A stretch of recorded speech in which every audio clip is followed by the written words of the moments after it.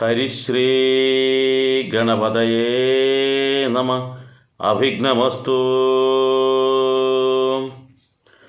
നാരായണായ നമ. നാരായണായ നമ. നാരായണായ നമ. നാരായണായ നമ. നാരായണായ നമ. നാരായണായ നമ. നാരായണായ നമ. നാരായണായ നമ. പ്രിയ കുടുംബാംഗങ്ങളെ, ശ്രേഷ്ഠമായ ഹരിനാമ കീർത്തനത്തിലെ കഴിഞ്ഞ ഭാഗത്തിൻ്റെ തുടർച്ചയാണ് ഇപ്രാവശ്യം നമ്മൾക്ക് പറയാനുള്ളത്. കഴിഞ്ഞ ശ്ലോകത്തിൽ പറഞ്ഞത് സീതാദേവിയെ രാവണൻ തട്ടിക്കൊണ്ടുപോയപ്പോൾ വിരഹതാപത്താൽ ഭഗവാൻ കരഞ്ഞതായിട്ട് പറഞ്ഞു. ആ അവസരത്തിൽ വളരെയേറെ വിരഹതാപം അനുഭവിച്ചതായി പറഞ്ഞപ്പോൾ കൃഷ്ണാവതാര കാലഘട്ടത്തിൽ കൃഷ്ണനെ തേടി ഗോപികന്മാർ വിരഹതാപം അനുഭവിച്ചതായിട്ടും പറഞ്ഞു. എന്നാൽ ഈ ഒരു ശ്ലോകത്തിൽ പറയുന്നത് എന്താണെന്ന് വെച്ചാൽ, എത്ര വികൃതി അല്ലെങ്കിൽ വിരൂപയായിട്ടുള്ള ഒരാളായാൽ പോലും ഭഗവാന്റെ സാമീപ്യം തേടിക്കഴിഞ്ഞാൽ, ഭഗവാനെ മനസ്സിൽ ചിന്തിച്ച് നിൽക്കുകയാണെങ്കിൽ അവർ സൗന്ദര്യവതികളായി തീരും, അല്ലെങ്കിൽ സുന്ദരന്മാരായി തീരും. വിരൂപകളായി തീർന്ന ആൾക്കാർ ഏതൊക്കെ തരത്തിലാണ് വിരൂപകൾ എന്നും കൂടെ നമ്മൾ ചിന്തിക്കണം. അത് എങ്ങനെയാണെന്ന് നമുക്ക് ഈ ശ്ലോകത്തിലൂടെ നമ്മുടെ ഗൗരിമോൾ പറയുന്നുണ്ട്. ആ ശ്ലോകം നമുക്ക് കേട്ടതിന് ശേഷം നമുക്കതിൻ്റെ അകത്തളങ്ങളിലേക്ക് കയറി നോക്കാം, എന്താണ് അങ്ങനെ പറയുന്നത് എന്നുള്ളത്. ഏതായാലും ആ ശ്ലോകം നമുക്ക് കേൾക്കാം. ഓം നമോ ഭഗവതേ വാസുദേവായ. ജ്ഞാനം കണക്കെയുടനഞ്ചക്ഷരങ്ങളുടെ ഊനം വരുത്തിയൊരു നക്തഞ്ചരിക്കുപത കൂനോരു ദാസിയെ മനോജ്ഞാംഗിയാക്കിയതും ഒന്നല്ലയാളു ഹരി. നാരായണായ നമ. ജ്ഞാനം കണക്കെയുടനഞ്ചക്ഷരങ്ങളുടെ ഊനം വരുത്തിയൊരു നക്തഞ്ചരിക്കുപത കൂനോരു ദാസിയെ മനോജ്ഞാംഗിയാക്കിയതും ഒന്നല്ലയാളു ഹരി. നാരായണായ നമ. ശ്ലോകം എല്ലാവരും കേട്ടല്ലോ. വളരെ കൃത്യമായിട്ട് ആ ശ്ലോകത്തിലൂടെ പറയുകയാണ് എന്താണ് ത്രേതായുഗത്തിൽ നടന്നൊരു സംഭവം. ഇപ്പോൾ കുറച്ചായിട്ട് ഇതിൽ തൊട്ട് മുമ്പത്തതും ത്രേതായുഗത്തിലും ദ്വാപരയുഗത്തിലും നടന്ന സംഭവങ്ങളെക്കുറിച്ച് താരതമ്യ പഠനം നടത്തുകയാണ്.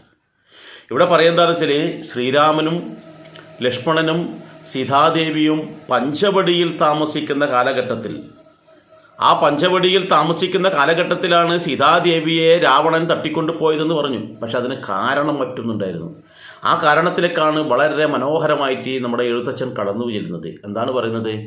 അവിടെ ഈ ശ്രീരാമനും ലക്ഷ്മണനും അതുപോലെ തന്നെ സീതാദേവിയും ഇരിക്കുന്ന അവസരത്തിൽ അവിടെ ഒരു സ്ത്രീ രത്നം കടന്നു വന്നു. അവൾ വന്നതിൻ്റെ ഉദ്ദേശ ലക്ഷ്യം വേറെയായിരുന്നു. കാരണം എന്താ? അവളുടെ മകൻ ആരാണെന്ന് വെച്ചാൽ ശൂർപ്പണകയുടെ മകൻ ശംഭുകുമാരൻ എന്ന് പറയുന്ന ഒരു രാക്ഷസൻ. ഈ ശംഭുകുമാരനായിട്ടുള്ള രാക്ഷസൻ സീതാദേവിയുടെ സൗന്ദര്യത്തിൽ മതിമറന്നു. അങ്ങനെ ആ സൗന്ദര്യത്തിൽ മതിമറന്നിട്ട് അങ്ങനെ എങ്ങനെയാണ് ഈ സീതാദേവിയെ പ്രാപിക്കാൻ പറ്റുക എന്നുള്ള ചിന്തയോട് കൂടിയിട്ട് ഈ പഞ്ചവടിയുടെ അരികിലായിട്ട് ഒരു കരിന്താളി വൃക്ഷത്തിൻ്റെ രൂപത്തിൽ ശംഭുകുമാരൻ നിലയുറപ്പിച്ചു. എന്തിനാണെന്നറിയോ? ശ്രീരാമൻ്റെയോ ലക്ഷ്മണൻ്റെയോ ശ്രദ്ധ തെറ്റുന്ന അവസരത്തിൽ സീതാദേവിയെ പ്രാപിക്കാമെന്നുള്ള ഗൂഢ ചിന്തയോടുകൂടിയാണ് അവിടെ എത്തിയത്. അങ്ങനെ ഇരിക്കുന്ന സമയത്ത് ശ്രീരാമചന്ദ്രനെ വീട്ടുമുറ്റത്ത് അപ്രതീക്ഷിതമായിട്ട് കണ്ട ആ കരിന്താളി വൃക്ഷം അത് അപശകുനമാണ് എന്ന് അറിയാം. കാരണം ഒരു വീട്ടിൻ്റെ മുറ്റത്ത് മുള്ളുള്ളതോ പാലുള്ളതോ ആയ വൃക്ഷങ്ങൾ വെക്കരുത് എന്ന് പറയും. അപ്പോൾ ഇതിനടുത്തായിട്ട് ഇത്തരത്തിൽ വളരെ നെഗറ്റീവ് എനർജി ഉണ്ടാക്കുന്ന ഒരു വൃക്ഷത്തെ ശ്രീരാമചന്ദ്രൻ തിരിച്ചറിഞ്ഞു. ഇത് സാധാരണ വൃക്ഷമല്ല, ഇതിൻ്റെ പിന്നിൽ മറ്റൊരു കാര്യമുണ്ടെന്ന് മനസ്സിലാക്കിയ ശ്രീരാമൻ തൻ്റെ അനുജനോട് പറഞ്ഞു അതിനെ അങ്ങോട്ട് വെട്ടിക്കളയാൻ വേണ്ടി പറഞ്ഞു. അങ്ങനെ വെട്ടിക്കളഞ്ഞപ്പോൾ ആ ശംഭുകുമാരൻ അവിടെ കൊല്ലപ്പെടുകയും ചെയ്തു. അപ്പോൾ തൻ്റെ മകനെ കൊന്നവരോടുള്ള പ്രതികാരം ചെയ്യണം. അതിനെന്താ മാർഗം? ഇവർ ചില്ലറക്കാരല്ല, ഇവരോടൊപ്പം നിൽക്കണം. ഇവരോടൊപ്പം നിന്നിട്ട് സാധാരണഗതിയിൽ എങ്ങനെയെല്ലാം 3 ആൾക്കാരെയും സാധാരണഗതിയിൽ തന്നെ ഇവരെ ശരിപ്പെടുത്താം എന്നുള്ള ചിന്തയോട് കൂടിയാണ് ഈ പറയുന്ന ശൂർപ്പണഖ അവിടത്തേക്ക് വന്ന് ശ്രീരാമചന്ദ്രനോട് പ്രണയാഭ്യർത്ഥന നടത്തുന്നത്. എന്നാൽ അവിടെ ശ്രീരാമചന്ദ്രനോട് പ്രണയാഭ്യർത്ഥന നടത്തിയപ്പോൾ ശ്രീരാമചന്ദ്രൻ അത് തഴഞ്ഞു, എനിക്ക് സാധ്യമല്ല എന്ന് പറഞ്ഞപ്പോൾ ശ്രീരാമചന്ദ്രൻ്റെ നിർദ്ദേശപ്രകാരം ലക്ഷ്മണൻ്റെ അരികിലേക്ക് പോകുന്നു. അപ്പോൾ ശ്രീരാമചന്ദ്രനോടുള്ള സ്നേഹനിമിത്തമല്ല വന്നതെന്ന് നമുക്കറിയാം. ഒരാൾ പ്രണയാഭ്യർത്ഥന നടത്തുമ്പം എത്ര വലിയ ആൾക്കാരെ കണ്ടാലും അവരങ്ങോട്ടേക്ക് പോകില്ല. കാരണം ആ വ്യക്തിയോടാണ് സ്നേഹമെങ്കിൽ. അപ്പോൾ അവരുടെ ഗൂഢമായ ഉദ്ദേശം എന്താണ്? ഇവരെങ്ങനെയെങ്കിലും ഇതിനുള്ളിൽ കയറി പറ്റണം, ആരുടെയെങ്കിലും ഒരാളുടെ ഭാര്യയായി കഴിഞ്ഞാൽ ഇത് കാര്യം നടക്കൂ എന്നുള്ള ചിന്തയോട് കൂടിയാണ് ഒന്നിക്കൽ രാമൻ അല്ലെങ്കിൽ ലക്ഷ്മണൻ എന്ന വിധത്തിൽ അവിടെ പെരുമാറുന്നത്. ഇത് മനസ്സിലാക്കിക്കൊണ്ട് തന്നെയാണ് ശ്രീരാമചന്ദ്രൻ തന്നോട് വിവാഹാഭ്യർത്ഥന നടത്തിയ പെൺകുട്ടിയോട് പറഞ്ഞത് അവിടെ ലക്ഷ്മണൻ ഇരിപ്പുണ്ട്, അവിടെ പോയിട്ട് ചോദിച്ചു നോക്കൂ, ഞാൻ ഇപ്പോൾ നിലവിലൊക്കെ ഭാര്യയുണ്ട് എന്ന് പറയുന്നു. അങ്ങനെ എൻ്റെ അരികിൽ ഭാര്യയുള്ളത് കൊണ്ട് ഭാര്യ ഇല്ലാതിരിക്കുന്ന ലക്ഷ്മണൻ്റെ അടുത്ത് ചോദിച്ചോളൂ എന്ന് പറയുമ്പോൾ ശൂർപ്പണഖ അവിടെ പോയി ചോദിക്കുന്നു. എന്തിനേറെ പറഞ്ഞ ലക്ഷ്മണനും അത് തള്ളിക്കളയുന്നു. അങ്ങോട്ടും ഇങ്ങോട്ടും ഇവളെ നടത്തിച്ച് പ്രകോപിപ്പിക്കുന്നു. കാരണം ഇവളുടെ ഉള്ളിലുള്ള രാക്ഷസീയ ഭാവം പുറത്തേക്ക് കൊണ്ടുവരണം എന്നുള്ള ചിന്തയോട് കൂടിയാണ് അത് പ്രകോപിപ്പിക്കുന്നത്. അങ്ങനെ പ്രകോപിപ്പിച്ചപ്പോൾ ഇതിനെല്ലാം കാരണക്കാരിയായിട്ടുള്ളത് സീതയാണ് എന്ന് കണ്ട് ആ സീതയെ കൊല്ലുവാനായിട്ട് തൻ്റെ യഥാർത്ഥ രൂപത്തിൽ പുറത്തേക്ക് വരികയാണ് ചെയ്യുന്നത്. ഈ അവസരത്തിലാണ് ലക്ഷ്മണൻ തൻ്റെ വാളങ്ങട്ട് എടുത്ത് ശൂർപ്പണഖയുടെ മൂക്കും അതുപോലെ തന്നെ സ്തനങ്ങളും അങ്ങ് ഛേദിച്ച് കളയുന്നത്. അപ്പോൾ മൂക്ക് മുറിച്ചു എന്നാണ് ഇവിടെ പറയുന്നത്. ഈ മൂക്ക് അങ്ങോട്ട് ഛേദിച്ചപ്പോൾ അവിടെ ഉണ്ടായത് എന്താണെന്നറിയോ? ഈ ശൂർപ്പണഖയ്ക്ക് പിന്നീട് ജീവിതത്തിൽ ഒരിക്കലും ഞ മ ങ ണ ന എന്നിങ്ങനെ 5 അക്ഷരങ്ങൾ പറയാൻ പറ്റാത്ത തരത്തിലായി. കാരണം ഈ മൂക്ക് ഉപയോഗിച്ചിട്ടാണ് ഈ 5 അക്ഷരം സംസാരിക്കേണ്ടത്. അതില്ല എങ്കിൽ അത് സംസാരിക്കാൻ പറ്റില്ല. അതാണ് ഇവിടെ 5 അക്ഷരങ്ങളുടെ ഊനം വരുത്തിയൊരു എന്ന് പറയാൻ കാരണം. അപ്പോൾ ആ നക്തഞ്ചരിയുടെ നാസിക ഛേദം ചെയ്തപ്പോൾ ജീവിതത്തിൽ ഒരിക്കലും ഞ മ ങ ണ ന എന്നീ 5 അക്ഷരങ്ങൾ ഉപയോഗിക്കാൻ പറ്റാത്ത വിധത്തിൽ അവൾ വിരൂപയായി. കാഴ്ചയ്ക്ക് വിരൂപിയായി, സംസാരത്തിലും വിരൂപിയായി. അപ്പോൾ ഇത്തരത്തിൽ നമ്മളിൽ പല ആൾക്കാരും നമ്മുടെ പ്രവൃത്തികൾ കൊണ്ട് വിരൂപരാകാറുണ്ട്. ഒരാളെ സൗന്ദര്യം എന്ന് പറയുന്നത് മൊത്തത്തിലുള്ള സൗന്ദര്യം, ശരീരത്തിൻ്റെ സൗന്ദര്യം മാത്രമല്ല, സംസാരത്തിലുമുള്ള സൗന്ദര്യമുണ്ട്. എങ്ങനെ വെച്ചാൽ എല്ലാവരോടും സ്നേഹമായി സംസാരിക്കുക, മധുരമായി സംസാരിക്കുക, അതുപോലെ തന്നെ ബഹുമാനിക്കേണ്ട ആൾക്കാരോട് ആദരവപൂർവ്വം സംസാരിക്കുക. ഇത് അവരുടെ സൗന്ദര്യമാണ്. ഇവിടെ ശൂർപ്പണഖയുടെ 2 സൗന്ദര്യം, ബാഹ്യമായിട്ടുള്ള സൗന്ദര്യം എന്ന് പറയുന്നത് ശരീരത്തിൽ സുന്ദരിയായി വന്ന ആ സൗന്ദര്യമാണ്. എന്നാൽ അവളുടെ ആന്തരികമായിട്ടുള്ള സൗന്ദര്യമായിട്ടുള്ള സംസാരം അത് പൂർണ്ണമായിട്ടും ഇല്ലാതെയാക്കി. അപ്പോൾ നമ്മളുടെ സൗന്ദര്യം എന്ന് പറയുന്നത് എല്ലാവരും ചിന്തിക്കുക ഒരു പൊട്ടുകുത്തി അല്ലെങ്കിൽ നല്ലവണ്ണം പൗഡർ ഇട്ട് ഫെയറലോലി ഇട്ട് കഴിഞ്ഞാൽ ഒരു സൗന്ദര്യമായി എന്നല്ല. ശരിക്കും ഒരു കുടുംബത്തിലെ ഒരു ഗൃഹനാഥയുടെ അല്ലെങ്കിൽ ഒരു പെൺകുട്ടിയുടെ അല്ലെങ്കിൽ ഈ സമൂഹത്തിൽ തന്നെ ഒരു പെൺകുട്ടിയുടെ സൗന്ദര്യം എന്ന് പറഞ്ഞാൽ അവളുടെ ശ്രേഷ്ഠമായിട്ടുള്ള സ്വഭാവമാണ്, അവളുടെ ശ്രേഷ്ഠമായിട്ടുള്ള പെരുമാറ്റമാണ്, അവളുടെ സംസാരമാണ്. ഈ സംസാരമെല്ലാം തന്നെ മറ്റുള്ളവർ ശ്രദ്ധിക്കും. അപ്പോൾ ആ സൗന്ദര്യം ഇല്ല എങ്കിൽ മറ്റെന്ത് സൗന്ദര്യം ഉണ്ടായിട്ടും കാര്യമില്ല. അവൾ നല്ല സുന്ദരിയാണ് അല്ലെങ്കിൽ നല്ല സുന്ദരനാണ്, വായി എടുത്താൽ തെറിയേ പറയും. അവരെ നമുക്ക് മറ്റുള്ളവർ അംഗീകരിക്കുമോ? അംഗീകരിക്കില്ല.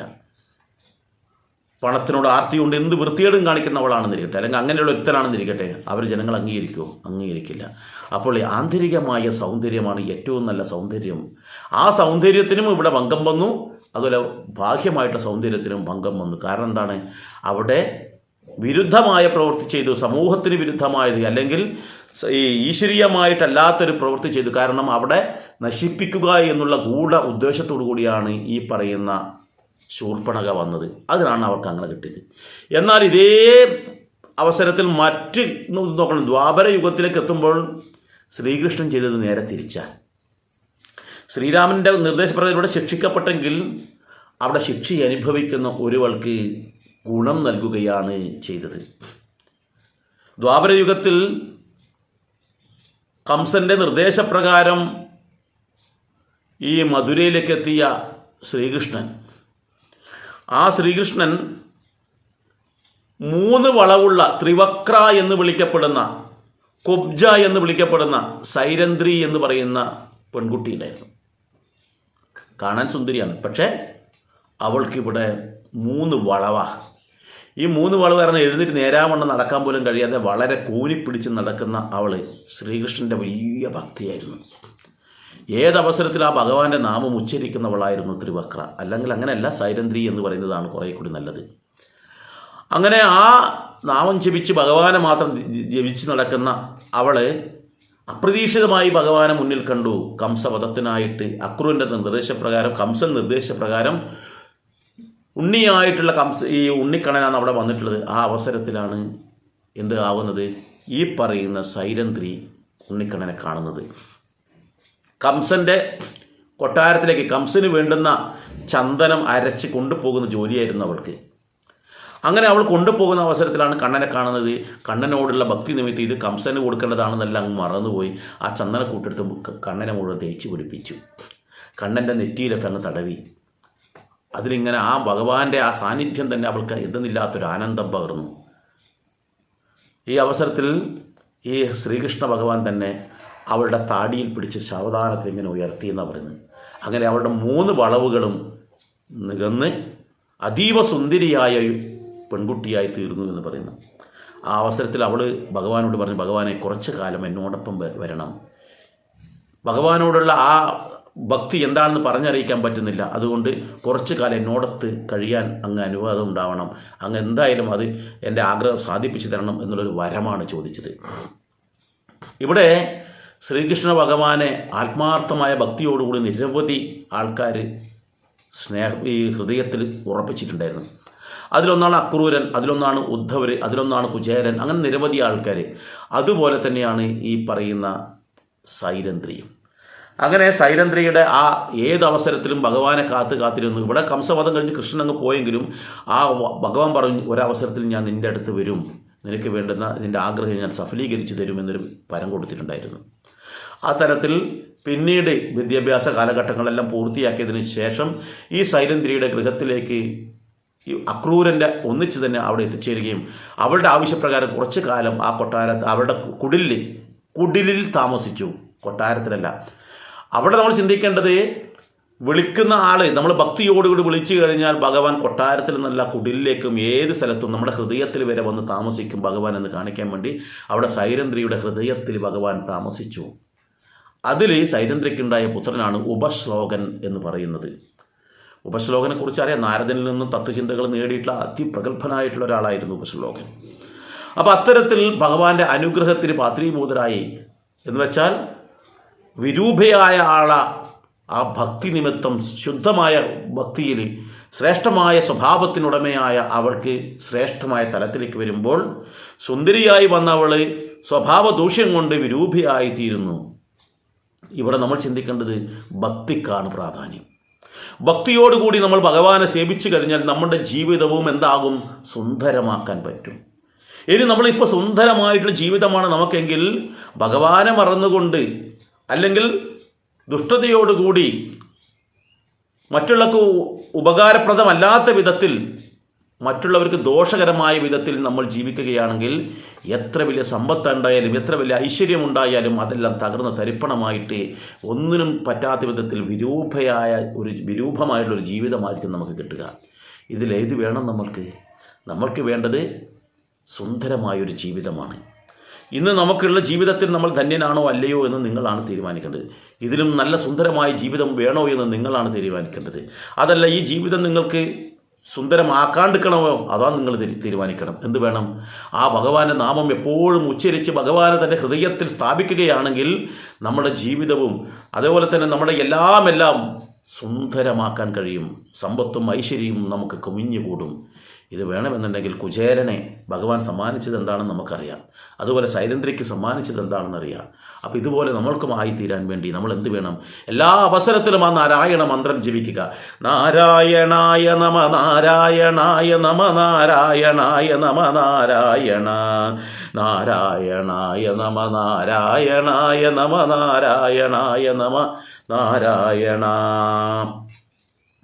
അപ്പോൾ ഭക്തന്മാരായ നിങ്ങൾക്ക് മോക്ഷപ്രധാനമായ ഐശ്വര്യത്തെ പ്രദാനം ചെയ്യാൻ എല്ലാ അവസരത്തിലും ഈ നാരായണ മന്ത്രം ഇരിപ്പിലും നടപ്പിലും കിടപ്പിലും നമ്മൾ ജപിക്കുക മാത്രമല്ല, നമ്മളെ ഭഗവാനെ മനസ്സിൽ ചിന്തിച്ചുകൊണ്ട് ശ്രേഷ്ഠമായ വിധത്തിൽ ജീവിക്കുക എന്നുള്ളതാണ് ഇതിൻ്റെ അർത്ഥം.